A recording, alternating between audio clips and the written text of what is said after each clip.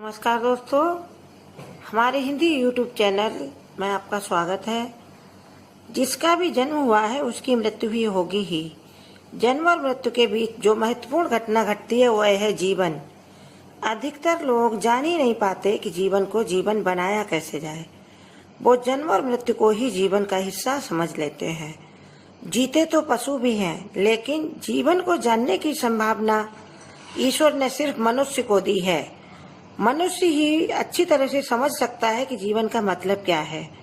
जन्म और मृत्यु के बीच में जीवन कैसा तैयार किया जाता है, इसका जीता जागता उदाहरण है हनुमान जी। हनुमान जी कलयुग में जागृत देवता भी हैं।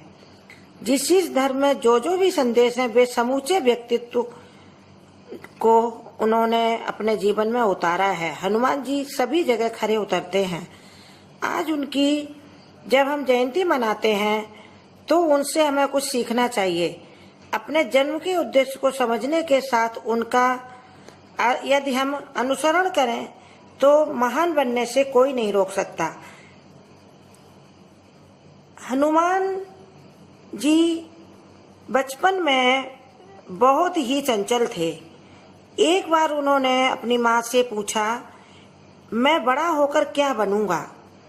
तब माँ अंजनी ने कहा कि 4 काम करते रहना तो तू वह बन जाएगा जिसके लिए संसार में भेजा गया है और तुझे अपने जीवन का लक्ष्य प्राप्त हो जाएगा। माँ अंजना ने उनको बताया वह 4 बातें हैं। पहली, नंबर 1, लक्ष्य को कभी मत भूलना, समय का सदुपयोग करना, ऊर्जा का दुरुपयोग मत करना और सेवा का कोई अवसर मत चूकना। इन सभी 4 बातों को हनुमान जी ने बचपन से ही अपनी माँ के कहने पर आत्मसात कर लिया था। तो यदि आप सब सच्चे हनुमान भक्त हैं तो इस बात का हमेशा ध्यान रखें कि हम अपने लक्ष्य से कभी न भटकें। हनुमान जी ने बचपन में ही तय कर लिया था कि उनका जीवन का लक्ष्य श्री राम की सेवा करना है और उनका दूत बनकर उनके साथ रहना है, और वो बने भी। उन्होंने ऐसा किया भी। सच्चा हनुमान भक्त मानवता का सच्चा सेवक भी होता है।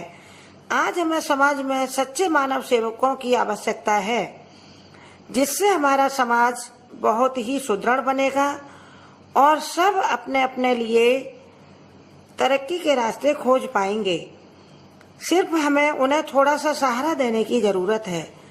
हम सबको एक एक पल का उपयोग करना है, ऊर्जा का दुरुपयोग नहीं करना है। इसका सीधा सा मतलब है कि हमें अगर धन, शक्ति या पैसा जो भी मिला है उसका हमें सदुपयोग करना है। कभी भी अपने समय या पैसे को दुरुपयोग न करें।